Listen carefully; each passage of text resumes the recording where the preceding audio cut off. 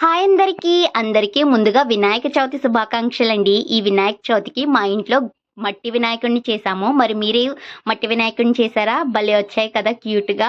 నేను first time eco friendly వినాయకుడిని చేయడం అండి. చాలా ఈజీ. దానికోసం మా పొలంలో ఉన్న మట్టినే తీసుకున్నాను, నల్ల మట్టిని.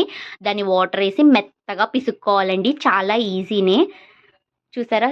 మెత్తగా పిసుక్కున్న దాన్ని ఉండలుగా చేసి పక్కన పెట్టుకున్నాము. చూసారా?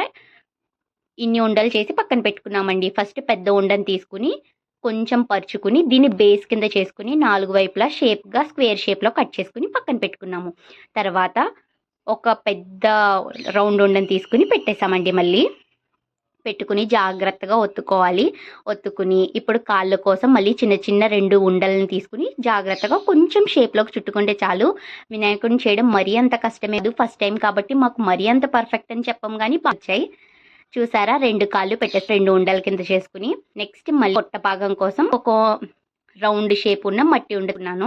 జాగ్రత్తగా అనుకోవాలి మేము చూపించిన విధంగా.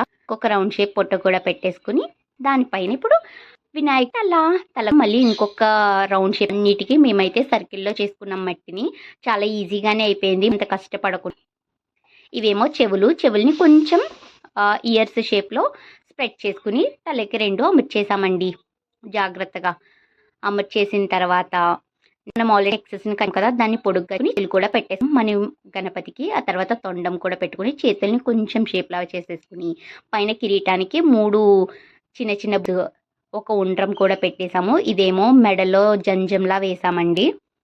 వేసేసి కింద ఎలకను కూడా చేసేసాము. ఏంటంటే మా మట్టి గణపతి అయితే రెడీ అయిపోయారు. మీరు కూడా ఈ వినాయక చవితికి మట్టి గణపతిని చేసుకుని మన పర్యావరణాన్ని రక్షించండి.